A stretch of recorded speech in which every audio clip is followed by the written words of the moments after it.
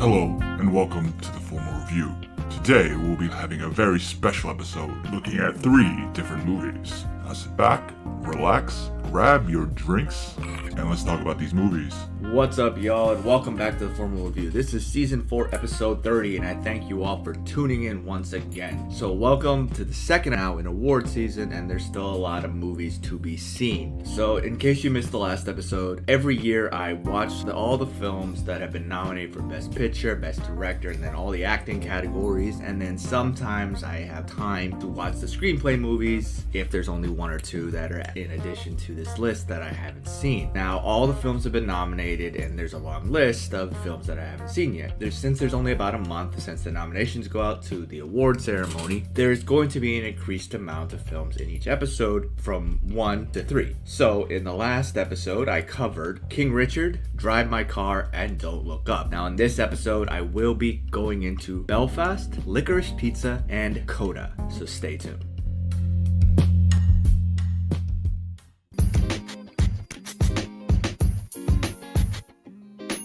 Have you ever thought about starting your own podcast? When I was trying to get this podcast off the ground, I had a lot of questions, like how do I record an episode? How do I get my show into all the apps that people like to listen on? How do I make money from my podcast? The answer to every single one of those questions is really simple. Anchor. Anchor is a one-stop shop for recording, hosting, and distributing my podcast. And best of all, it's absolutely 100% free and ridiculously easy to use. And now Anchor can match you with some great sponsors. That means you can get paid to podcast right away. In fact, that's exactly what I'm doing right now. So if you've always wanted to start a podcast and make money doing it, go to anchor.fm/start to join me and the diverse community of podcasters already using Anchor. Again, that's anchor.fm/start. And I can't wait to hear your podcast.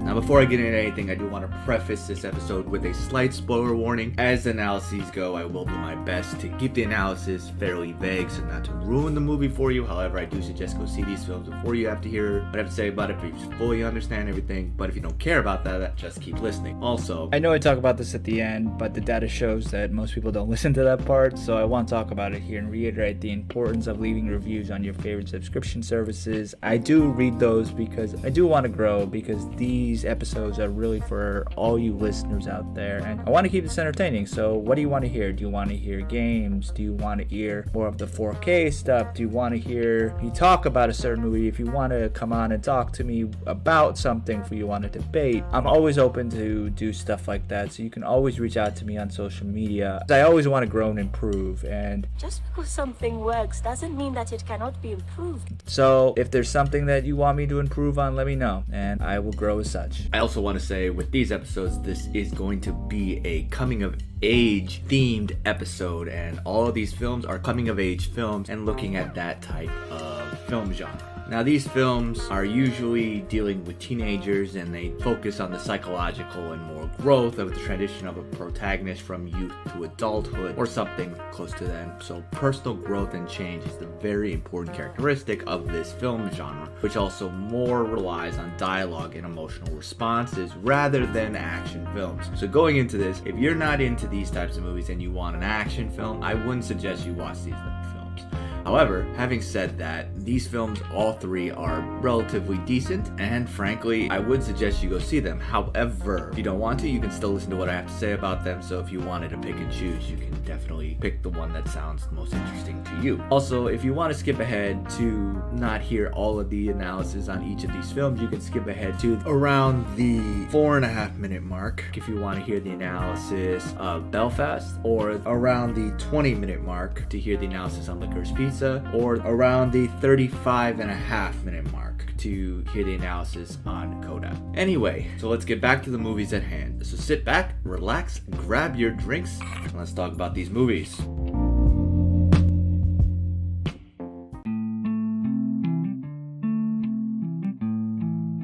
Belfast is a coming-of-age drama film written and directed by Kenneth Branagh. It stars Caitriona Balfe, Judi Dench, Jamie Dornan, Ciarán Hinds, Colin Morgan, and newcomer Jude Hill. Now, this film is what Branagh has described as his most personal film, and it follows this young boy's childhood in Belfast, Northern Ireland, at the beginning of the Troubles in 1969. Now, this film has been said to be semi-autobiographical to Kenneth Branagh. Now, in Belfast, Buddy, played by Hill, is an average kid who's living with his loving family and enjoys playing with his friends and cousins. Now, Branagh himself was born at the end of 1960 in Belfast, and he was the son of working-class Protestant parents who were a plumber and a joiner who ran a company that specialized in fitting partitions and suspended ceiling. Then at the age of 9, he moved with his family to Reading, Berkshire, England to escape the Troubles. Now, for those who do not know, the Troubles were this ethno-nationalist conflict in Northern Ireland that lasted about 30 years. It began in the late 1960s, and it is usually thought to have ended around the Good Friday Agreement of 1998. Now, it's primarily due to politics, but there's also the ethnic side of things. The sides were essentially determined as the Protestant versus Catholic, but it had nothing really to do with religion. In a nutshell, the conflict was over the status of Northern Ireland, where Protestants wanted Northern Ireland to remain within the UK, and Catholics wanted Northern Ireland to leave the UK and become a united Ireland. Now, for those who did not have some sort of intense event happen on in early life, the age of 9 and 10 can be very impactful for a child that can really stick with someone for many, many years. And this shows to be true with Branagh's direction and his writing on the film. He shows these traumatic events through the eyes of a child that really gives more emotion and lends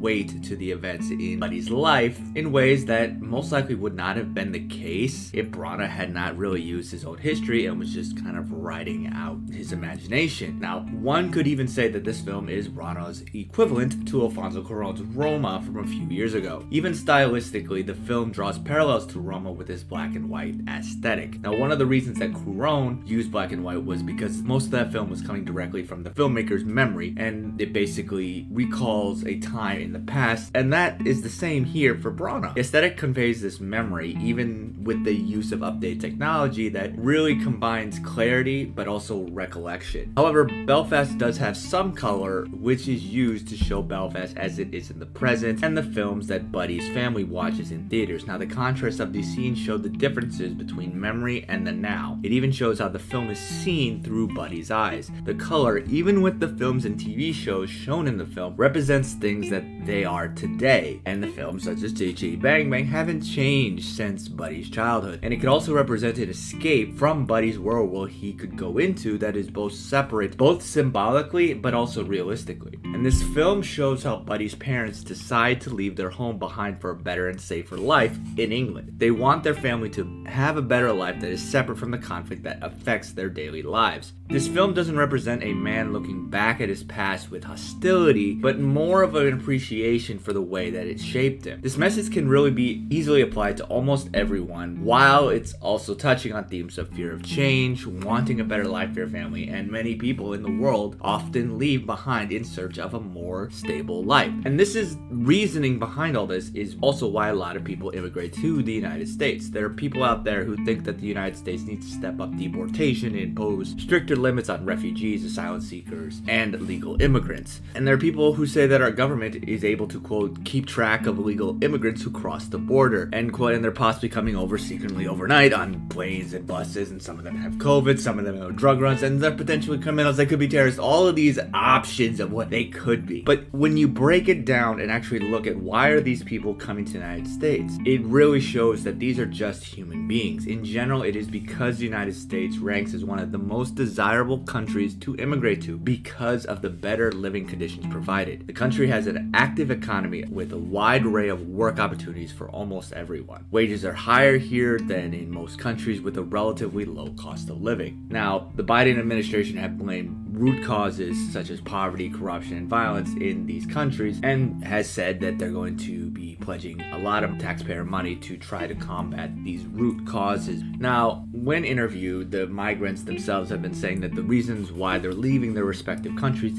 is in hope of building a better future for themselves and their families. Some say that they've been threatened or extorted by criminal gangs operating hometown. Many are traveling with children whom they do not want to go into gang life. Others are hoping to get jobs abroad abroad which pay enough for them to send money to relatives who have stayed behind. And many say that their dream to reach the US is it. They just want to come to the United States. Some of them have relatives that are already here that they hope to join. Others keep it as their destination because they think that they would get higher salaries here than in their home country. Now, immigration from your home is not an easy decision to make as it is. And even when you get somewhere else, it's still not easy. Many people wonder, why do immigrants do not just come to the United States legally or simply apply for citizenship while living here without authorization? And these suggestions miss the point. And the same idea goes toward anyone who thinks that you can just come here and wait in a line. Because for some, there's no line available for undocumented immigrants. And even the regular lines are largely not even available to prospective immigrants who end up living due to entering the country through authorized channels. Even though more than 80% of undocumented immigrants have lived in the United States for over 10 years, many could live out the rest of their lives without any opportunity to become legal residents of this country. And this is because immigration to the United States on a temporary or permanent basis is basically done through 3 different routes: either employment, family reunification, or humanitarian protection. Each of these legal avenues is highly regulated and subject to huge amount of limitations and eligibility requirements. As a result, most undocumented immigrants do not have the necessary family or employment relationships and often cannot access humanitarian protection such as refugee or asylum status. This means that no matter how long they have been in the United States, most undocumented immigrants have no way of achieving legal status. And even those who pay taxes, work hard, contribute to their communities and society, don't have a way to get in line unless Congress creates a new pathway to legal status. Now, unauthorized, undocumented immigrants who enter the United States without being legally admitted and inspected are generally not eligible to obtain green cards while still inside the country. Even if there is a visa available, they're barred from adjusting their status and getting a green card without first leaving the country because of how they entered the United States. And so, even if they're fleeing a really problematic area and they get to the United States, they have to go back, and then there's no guarantee that they would get the status anyway,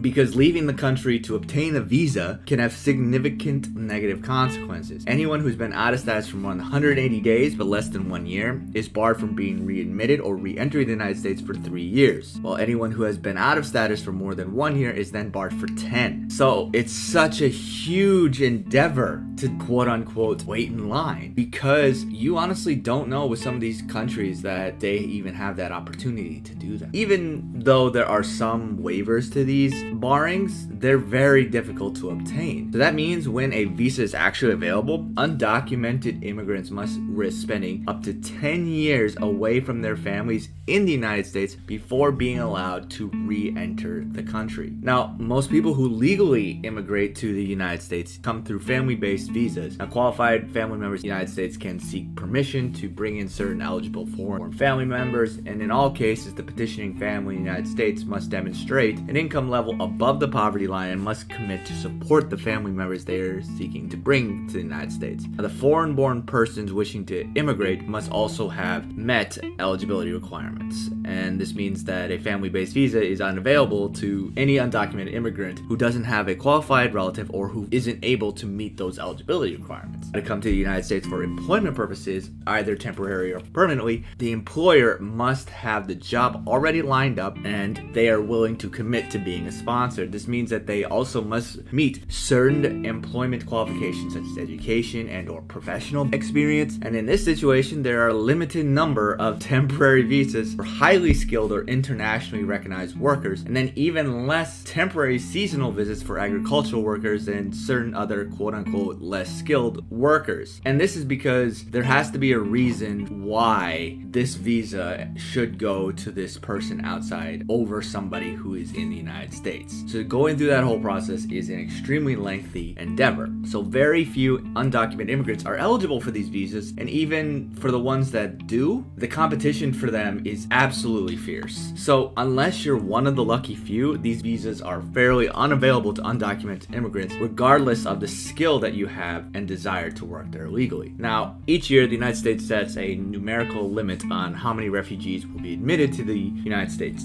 for humanitarian reasons. And to be admitted admitted as refugees, you must be screened by multiple international and U.S. agencies to demonstrate a, quote, well-founded fear of prosecution based on race, religion, membership of a particular social group, political opinion, or national origin. Now, asylum seekers are already in the United States who fear returning to their home countries and must prove they meet the definition of a refugee. Now, you don't qualify for it just because of poverty or difficult economic conditions in their home country. And most undocumented immigrants are ineligible for asylum because the law generally requires that somebody files for asylum within 1 year of entering the United States. So when undocumented immigrants do fall under one of these three routes, even when that happens, many are still not able to take advantage of that process for many years. And the demand from both family members and workers who want to immigrate to the United States is typically higher than the number of slots available each year. Additionally, there is a maximum number of employment-based and family-sponsored preference visas that can be issued to citizens of any one country each year. The number of permanent immigrants from a single country cannot exceed 7% of the total number of people immigrating to the United States in a single fiscal year. So as such,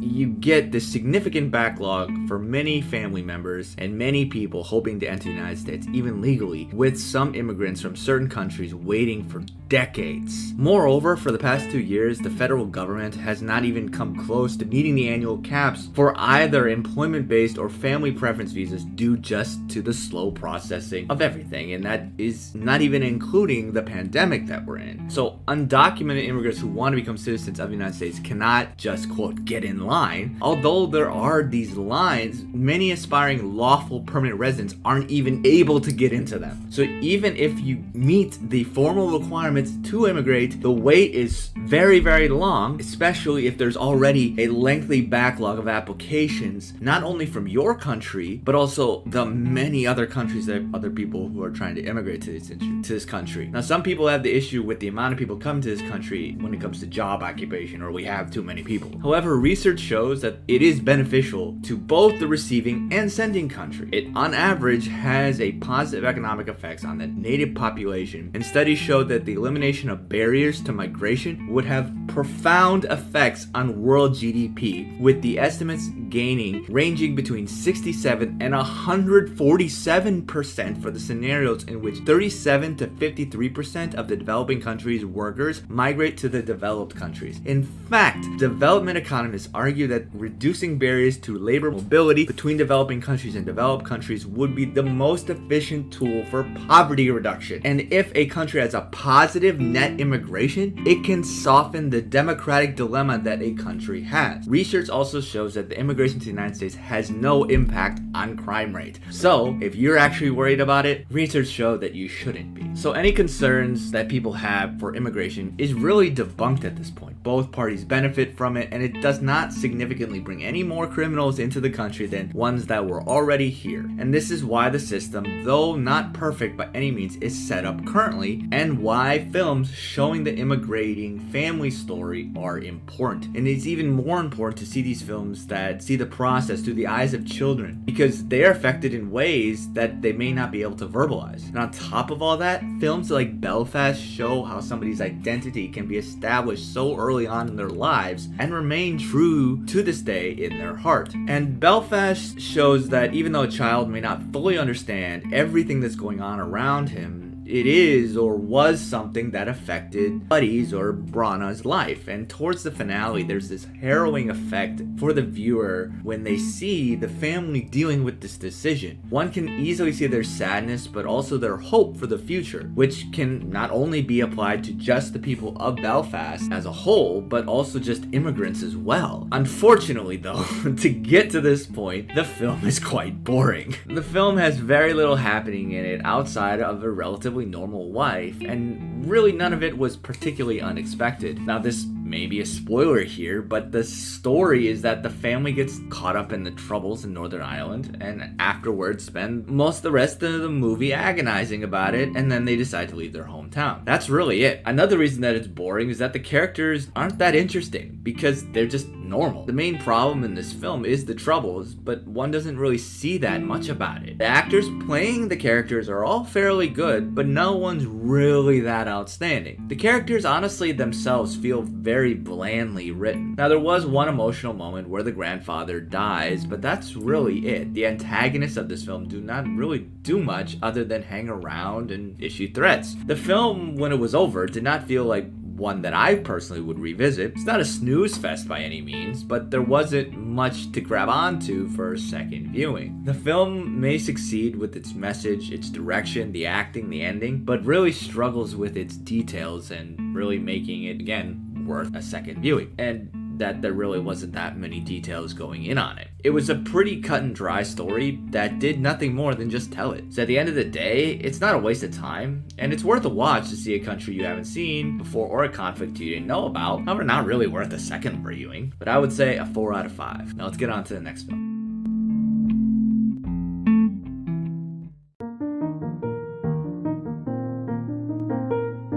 Now, Licorice Pizza is a coming-of-age comedy drama film written and directed by Paul Thomas Anderson. It stars Alana Haim, Cooper Hoffman in their film debuts alongside an ensemble cast that includes Sean Penn, Tom Waits, Bradley Cooper, and Benny Safdie. Now, this film, similarly to Belfast, is a true story that's based on a combination of Anderson's hometown memories and also real-life accounts of his friend Gary Goatsma. And it's about this teenage student who becomes flirtatious with an older girl who is taking the class pictures. The former is Gary Valentine, played by Hoffman, and the latter is Alana Kane, played by Haim. Now, this becomes a relationship in Los Angeles of the 1970s as they attempt to become actors and work on election campaigns while also trying to get their business to flourish. Their lives then get affected by the cultural and social realities of LA of the time. Now, the real-life Gary Goatsma co-founded a film and production company called Playtone with Tom Hanks. However, the character of Alana is believed to be fictional. Now, the film also has a handful of older Hollywood celebrities as characters in this film. Bradley Cooper's John Peters is the producer of films such as Ali and A Star is Born. Sean Penn's Jack Holden is supposed to be represented by the Academy Award-winning actor William Holden. And Benny Safdie's Joe Watch is based on LA-based politician. Now, along with them, John C. Reilly appears as Fred Gwynne, and Christine Ebersole is seen as Lucille Doolittle, who's also based on Emmy winner Lucille Ball. Now, the title of the film is based on this record chain store in Southern California called Licorice Pizza, though neither the store or that title really have any connection to the actual story of this film. It seemingly is just two words that go together that try to capture the feel of the 1970s, and honestly, in fact, it does that well. The film is able to make the viewer feel that they're right within the 1970s, from its fictional points to its realistic events such as the Yom Kippur War, which created the gas crisis in the USA, affecting both obviously Gary and Alana's waterbed company. It's honestly wild that even the waterbed business was affected because of the gas crisis. And this film really just puts these young people or teenagers, because they really never feel older than that, at the mercy of this Arab-Israeli war that really has nothing to do with them specifically. Now, the other realistic view of this film is the treatment of Japanese people that existed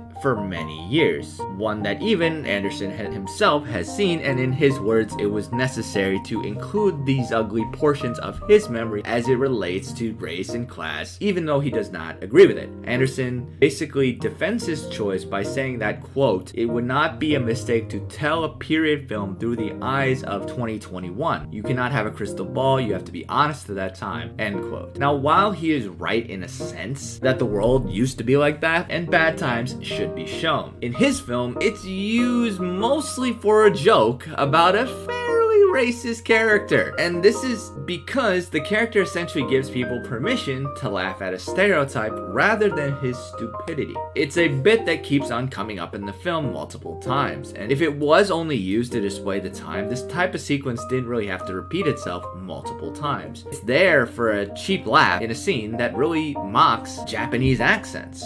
Now, these scenes involve this side character named Jerry Frick, who is the real-life owner of this restaurant called El Mikado, which is the first Japanese restaurant in the San Fernando Valley. Now, he's first introduced here with his wife Miyoko, played by Yumi Mizui, with Jerry's publicist. Now, after the publicist reads a bit from the restaurant's marketing, Jerry turns to Miyoko and asks for her opinion in the stereotypical Japanese accent. And Miyoko responds sternly in Japanese, which is not subtitled. So if you don't understand Japanese, you're not going to understand what she says. So in this moment, I'm going to take the point to translate this little bit. One, this joke isn't even that funny because if you don't know Japanese, you don't even know her response. You're not laughing at the situation, you're laughing at the fact that this guy doesn't know Japanese.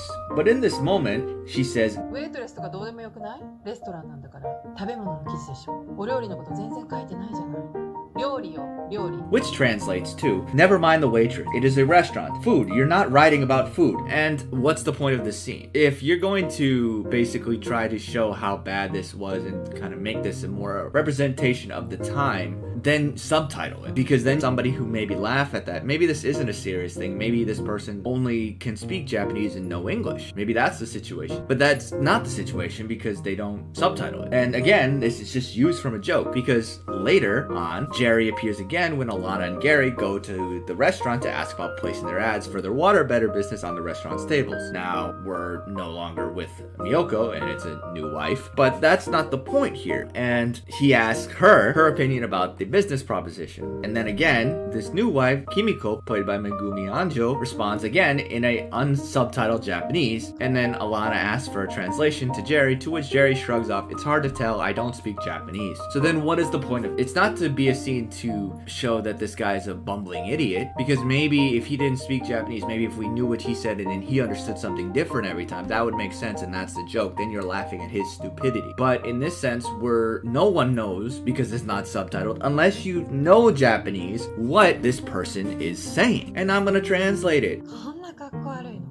うちのレストランに置けないわよ。 And we cannot have such a lousy thing at our restaurant. So these sentiments that these two women are saying make sense within it. But unless you know Japanese, the audience doesn't know that. And it's really used to be joking at this person who's making fun of this accent because you don't know what this person is saying. So if you put in the subtitles, maybe these scenes would have a little bit less problematic aspects to it. Because this hard to tell, I don't speak Japanese line is clearly intended to be a punchline. And this is a payoff that was sketched by an earlier on scene. Now, some may say that it's not clear who the butt of the joke is, but in the first scene, the first wife asks him, Wakaru? Which essentially means, do you understand? In this situation, the answer would have been no, because he doesn't speak Japanese. So the wives aren't really in on the joke. And then it's still an issue, regardless of whether the audience is laughing with or at Jerry, because it's identical to the tone and that is used to mock and demean the Japanese. If one defends these scenes as to be, quote, tell it like it was, social critique, then why was that punchline needed? Now, regardless of whether one finds these scenes offensive, they really serve as the latest evidence that the portrayal of anti-Asian expression really remains a creative device for American filmmakers. I mean, even you go back to 2 years ago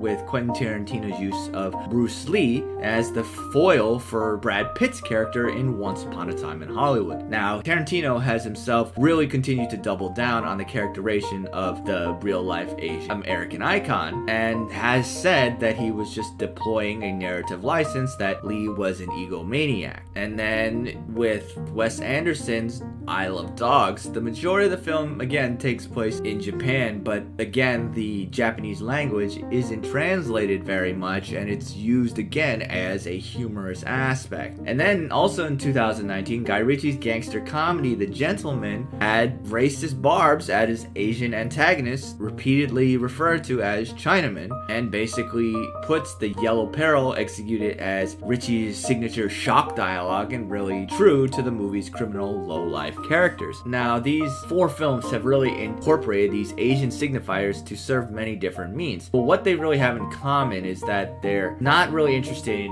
in exploring the characters themselves, but just really showing the blindness of real-world context to the audience receiving these stories. Now, looking at this film specifically, not much has been said about Frick's real-life wives. His first, Yoko, sued him him for a divorce in 1968. So then he started dating his second wife, Hiroko, who was also married at the time. They then were wed in 1971 and then separated a decade later, and then they spent the next several years tied up in court disputes over property. And now even Anderson's real-life Japanese mother-in-law would have been more interesting to be shown here. Her name is Kimiko Kasai, and she's a retired jazz singer who has been performing in Tokyo clubs at the age of 16. She then moved to the United States in 1978 and has recorded with many jazz legends such as Herbie Hancock, Gil Evans, and Paulinho da Costa, and after 30 years she stopped performing. Now these stories could have been told separately, but in this film they're used as a gag, and this really demonstrates the problematic industry that Hollywood is. Last August, a study of Asian American representation in the entertainment industry found that audiences are asked to laugh at nearly half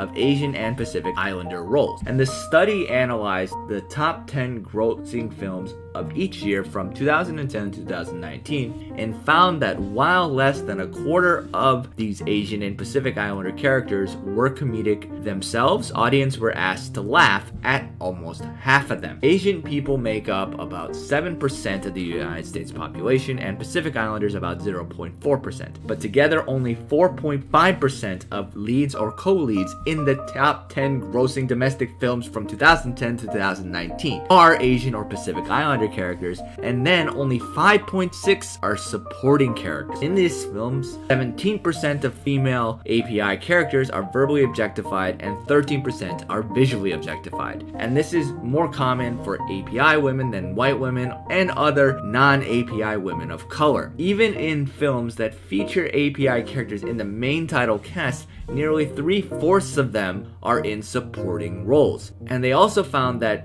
films featuring API characters in the main title cast, about a third of them embody at least one API trope or stereotype, such as the martial artist or the model minority or the exotic one. And additionally, API characters are usually written as smart and hardworking, but not really sexy or funny. Asians in America face stereotypes of being quiet, submissive, nerdy, exotic, and foreign, among others. In contrast, Pacific Islanders, in addition to facing the higher levels of erasure overall, have stereotypes of primitive, simple, lazy, unintelligent, and unambitious, among others. Now, these are obviously very inaccurate portrayals, but they do have very profound and definitely intense consequences, which is why this is not just a representational issue. It is also a racial and ethnicity issue. Stereotypical portrayals of API characters are seen again and again, and these have real-world impacts. Even the so-called positive stereotypes that Asian Americans are hardworking have problems. Now, this is obviously not the worst stereotype out there in the world, but this stereotype is said that they are hardworking, but they lack assertiveness and leadership savvy, which, according to the Harvard Business Review, Asian Americans are the most likely to be hired, but the least likely to be promoted into management. Additionally, when there's a steady stream of stereotypes that demonize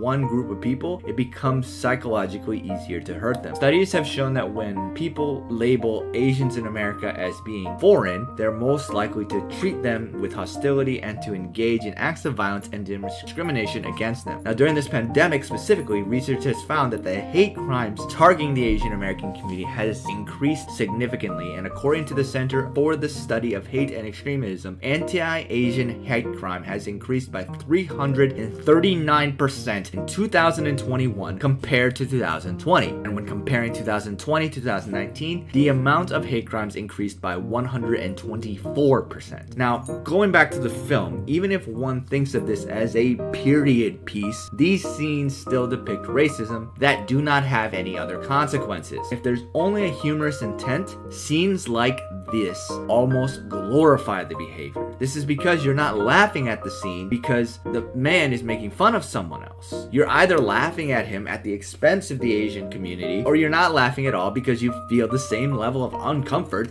that I had. Now, honestly, even Anderson's defense of I have a Japanese stepmom, so it's something that I see, is somewhat of a bad defense. Now, in the past interview, he said, quote, "My mother-in-law is Japanese and my father-in-law is white. So while seeing people speak English to her with a Japanese accent is something that happens all the time. end quote. Now, this is pretty much the same argument as the quote, I'm not racist, I am black, or some of my friends are black, as an argument which is often used by many people to justify the claim that they're not racist toward people of color in general. Now, a 2004 basic and applied social psychology study had this phrase as quote, a common claim of innocence by association, end quote. Then in 2011, a study published in the journal Black Studies suggested that the claim was likely to make African Americans think that the person making it was in fact more, not less, prejudiced toward them. And it essentially became this phrase that is used to be a quote, resistance to the anti-racist thinking, end quote. And this is the same essentially as saying that there's no such thing as sexism because we all have a close friend or family member who is a woman. There is also a possibility that a person of color might hold back on talking about race to you in fear of being dismissed like this. Instead, open your mind when race is being brought up, even if it makes you feel uncomfortable. Frankly, if talking about it unsettles you, imagine experiencing it. Understand that people bringing these things up aren't them just being sensitive. It's an actual feeling that a lot of people deal with in this world. Maybe what you think of someone is different from who they actually are as a person and what they went through. Your experience in life is not going to be the same as your neighbor. So maybe listen to what they have to say. This is why this scene is so problematic, because it simply continues a joke that has existed for many years. Outside of that, positives here are the film has some great acting and direction. Honestly, this film had only slightly more enjoyment than Belfast, and that's just because of the feel of it. It was just a more positive feeling film, and it showed two characters growing up in the 1970s. However, that's really it. The story was pretentious, long, boring, and really went nowhere. The film was seemingly made the same way that La La Land was, and that was a love letter to Los Angeles and the time when it was in its heyday. The writing itself was quirky enough to be enjoyable, but if one does not really connect with the story, it can be immensely boring. Now, one can get past these fairly racist joke scenes and the rather strange choice to build a film around a technically criminal relationship that also, again, didn't see any consequences for or even opposition for it. The endless shots of people running if the story itself was good. Unfortunately, it was boring, tedious, and fairly uninspired for the 2 hours that I spent watching it, even though I felt like I was watching The Irishman twice in a row. Not an awfully made film, but at the end of the day, it's a simple coming-of-age story for two horrible people that aren't really worth rooting for, even though they're acted well. There was no message to succeed on, but the film does succeed with its direction, its details, and its ending. 3 out of 5. Let's get on to the last film.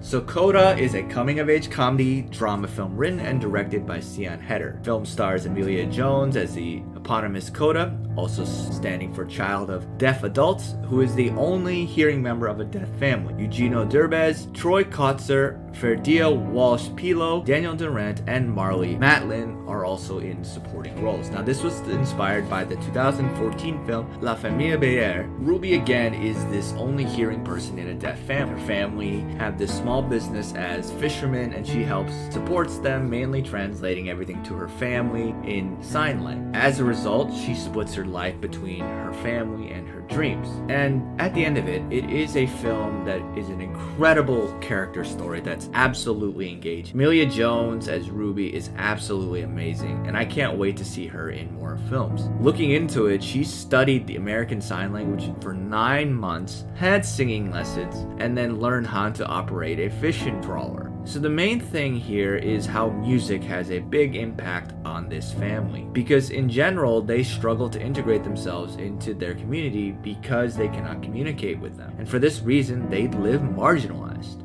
And interestingly, music is what brings them closer to one another, even though 3 of them are not actually able to hear it. Ruby finds her path after joining this choir class and interacting with her singing teacher, Bernardo. Now, initially, Ruby's afraid of singing in front of people because she doesn't believe in herself. She has always been there for her family and doesn't really know how to deal with something that her family cannot enjoy. And Bernardo here helps her find herself, and her voice in the world and her place on a stage. And his character is not just one that's just there for inspiration. He doesn't only teach, he's a great character as well, because he learns from Ruby. The events of the film show her trying to do everything, which makes her late on occasion to their lessons. Now, he thinks that she didn't respect his time, but in reality, she was just doing so much that she was overwhelmed that he didn't know about, and he understands it. Ruby may be the main focus of the story, but the film also shows depth to her family as well. Along with the other fishermen, they don't earn how much they should because of the services to just sell their fish. Now, the authorities then want to install a monitor on each boat to collect data, which will then cost $800 a day, which is more than any of the fishermen get. Now, the father and son want to fight this system, but they obviously don't have the voice to do it. But this changes when Ruby translates their point of view to all their fishermen, inviting them to rebel against the authority and then just sell directly to the community. Now, what's really interesting about this film is that it's not about a person defying her parents' wishes and going off to school or singing or doing something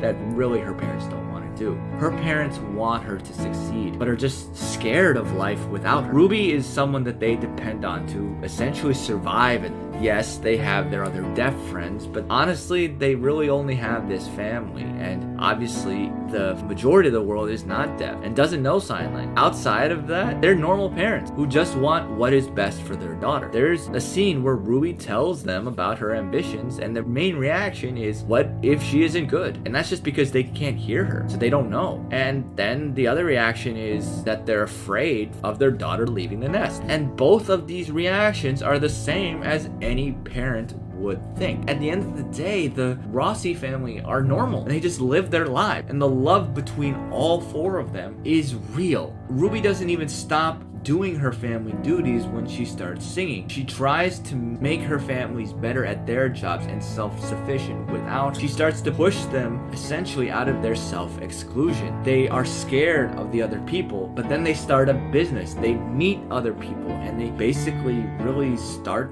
living their lives, and this is all thanks to Ruby. And then later there's a scene in the film that shows Ruby interacting with her mother, where her mother admires her daughter for her courage, but she doesn't want to go only because she doesn't want to lose her. But then she's reminded that loving someone is letting them free, and they know that this leaving the nest is something that will happen to Ruby because she can hear. She is different from them. And they're a supportive and loving family, even when the authorities remove the licenses from Frank and when Ruby goes to the audition. Everyone goes with them and supports them, and then Ruby, essentially to pay them back when at the audition, does sign language to demonstrate the song lyrics. And this scene specifically shows how Ruby grows. At her first concert, she noticed how her family struggled with not being able to hear her or understand the lyrics of the song. And it's a moment that neither side had ever really experienced before. She's never been in a place where this would happen and didn't know how to respond to it. Her parents could see everyone's reaction around them, but they couldn't experience it themselves. Now, the best moment in this film is when the music disappears in the middle of the duet being performed by Ruby and Miles. The audience is basically sitting with Frank and Jackie and feeling what they feel in this moment. And what was so interesting was that the song had me singing along, but then at the best moment, the director removes the music and leaves us deaf. It's such a powerful moment of silence, which is then turned around in the following scene. In that, we see Ruby sing to her father, with him feeling the vibrations of her body. And this shows him how beautiful her voice is and demonstrates his love for vibrations, which is why they'd say early on in the film that he likes rap and hip-hop music. Now, in this scene, Ruby knows how to tell them the lyrics of what she is singing. And honestly, I'm getting goosebumps just talking about this again. No matter if they can hear each other or not, they know how to communicate with each other. Each moment that this family is on screen is absolutely genuine, sincere, and shows a very special bond that they have to one another. And CODA's meaning is twofold. One is the obvious acronym that means children of deaf adults, but secondly, also a musical meaning. And again, music is the focal point of the movie. It's what drives Ruby every day, but it's also the thing that drives her away from her family, symbolically, emotionally, and physically.